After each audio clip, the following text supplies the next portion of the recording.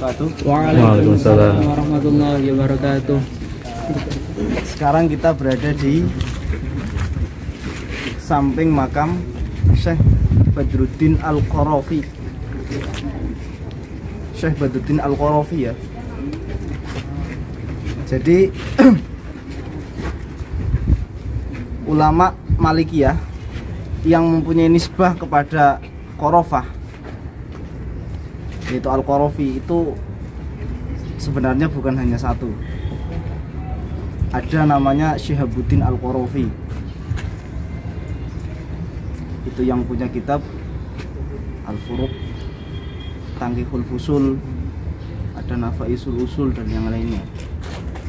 Terus ada juga yang namanya itu Nuruddin Al-Qarafi.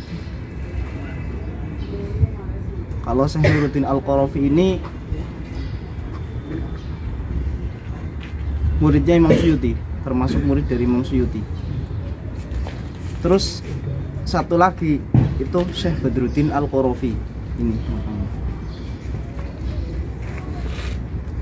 Nama lengkap beliau adalah Syekh Muhammad bin Yahya bin Umar Al-Qarafi.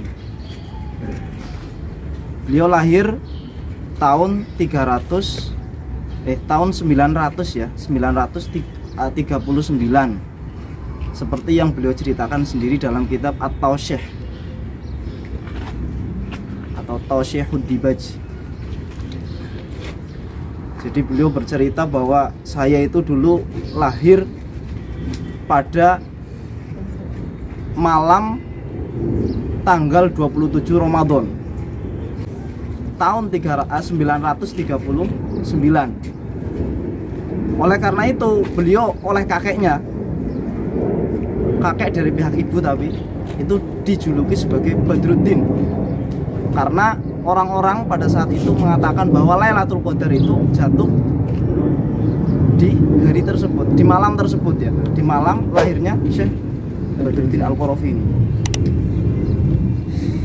Jadi dari lahirnya saja udah keramat ini Syekh Badruddin Al-Qarafi. Beliau juga ini berasal dari keluarga yang keluarga alim ulama lah. Bapak beliau seorang alim, kakek beliau dari pihak bapak seorang alim juga, dari pihak ibu juga seorang yang alim, seorang qadhi. Beliau sendiri itu belajar kepada Syekh, salah satu gurunya itu Syekh Nuruddin Al-Qarafi. Kayaknya makamnya yang di situ kayaknya kalau nggak salah. Itu masjid yang kubahnya lancip itu, Masjidul Masih. Terus ada juga Syekh Atiyah Al-Uzhuri. Syekh Atiyah Al-Uzhuri. Terus beliau juga punya guru Syekh Najmuddin Al-Ghaiti yang punya kitab Qiswatul Mi'raj itu. Ada juga Syekh Salim As-Sanhuri. Itu dalam bidang fikih, beliau belajar pada Syekh Salim As-Sanhuri. Lah, murid-murid beliau itu yang terkenal ya, itu Syekh Nuruddin Al-Uzhuri. Syekh Nuruddin Al-Uzhuri itu cucu dari Syekh Atiyah Al-Uzhuri tadi. Dia yang satu-satunya ulama lahiran tahun 900-an yang ditulis sama Syekh Usama dalam As-Sanadul Masriyin, karena rata-rata kan udah tahun ya 1000 berapa itu? 200-an lah, 1200 kesini rata-rata kan. Tapi beliau lahir tahun 900 dimasukkan dalam kitab As-Sanadul Masriyin karena beliau mempunyai peran yang sangat besar. Itu Syekh Nuruddin Al-Uzhuri, muridnya Syekh Badruddin Al-Qarafi. Salah satu muridnya lagi adalah Syekh Syamsuddin Alauddin Al-Babili. Syekh Alauddin Al-Babili. Terus juga ada lagi itu Syekh siapa? Syekh Ibrahim Al-Laqoni ya. Syekh Ibrahim Al-Laqoni yang punya kitab Jawharatut Tauhid. Itu termasuk murid dari Syekh Badruddin Al-Qarafi. Terus masalah kegiatan beliau. Beliau ini sebenarnya umurnya tidak terlalu panjang banget karena beliau lahir tahun 939, wafatnya tahun 1009 Hijriah, berarti sekitar 70 tahun ya. Dalam kitab Khulasatul Athar itu beliau dikatakan menjadi qadhi selama 50 tahun.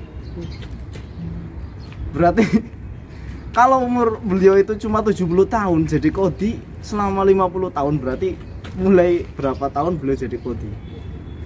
Berarti masih sangat muda maksudnya. Berarti beliau memang melihat dari posisinya saja udah kelihatan lah beliau itu siapa, keahliannya dalam bidang fikih seperti apa gitu.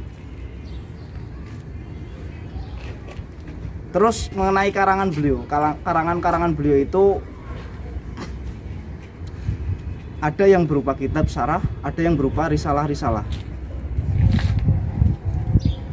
Yang berupa kitab syarah misalkan ya seorang Maliki, ulama Maliki biasanya punya syarah kitab Mukhtasar Khalil, beliau juga punya.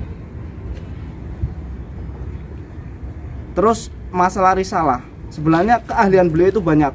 Beliau mufasir, muhadits, seorang lughawi juga, karena beliau mempunyai syarah kitab Al-Qomus Al-Muhit lil Fairuz Abadi.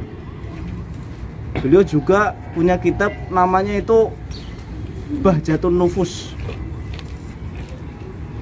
Bainal Qomus, Bainas Sihah wal Qomus itu.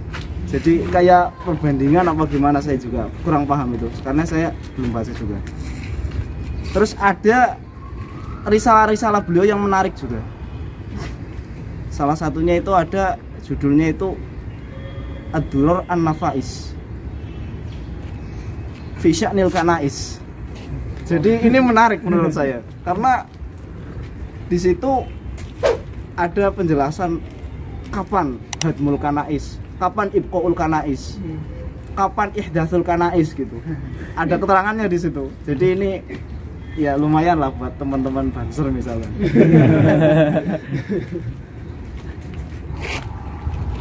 Itu salah satu risalah beliau. Ada juga yang menarik lagi. Beliau itu sempat ngarang kitab namanya itu Tawalil Minah fi Asma'i Tamr Warud Batil Balah, kayaknya gitu. Jadi di situ kayaknya menjelaskan tentang nama-nama tamar, urutannya itu apa. Ya seperti itulah. Karena urutannya kan banyak berarti kan. Paling kecil itu apa dan seterusnya. Itu dikarang dalam kitab tersendiri lagi. Terus terakhir mengenai kaitan beliau dengan Imam Suyuti jelas tadi kan.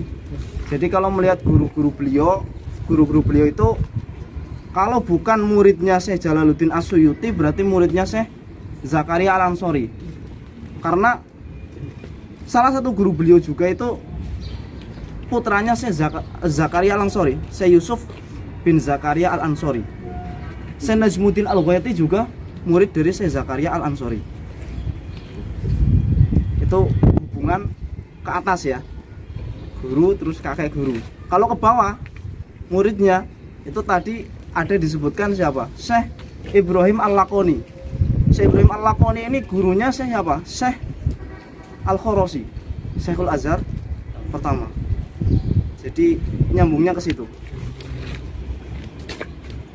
Terus salah satu murid dari Syekh Ibrahim Al-Laqoni juga itu ada Syekh Alauddin Al-Babili atau Syamsuddin Al-Babili. Ini yang langsung punya murid dari Nusantara, namanya Syekh Ja'far Al-Falimbani. Jadi hubungannya masih dekat juga.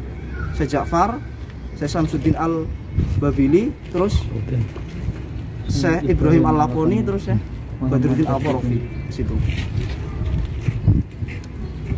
Itu mengenai hubungan yang terakhir tadi ya. Terus beliau wafat tadi sudah dijelaskan tahun 1009 Hijriah. Jadi pada umur 70 tahun. Ya mungkin cukup ya untuk masalah penjelasan. Radhiyallahu ta'ala anhu wa nafa'allahu bi'ulumihi wa 'ulumi sayyidis salafis shalihin wa a'ada 'alaina min barakatihim wa asrarihim wa karamatihim wa nafaatihim wa madadihim wa askanahum fi faradis jinanin lahum. Al-Fatihah. A'udzu billahi minasy syaithanir rajim. Bismillahirrahmanirrahim. Alhamdulillahi rabbil alamin. Iyyaka na'budu wa iyyaka nasta'in. Ihdinas siratal mustaqim.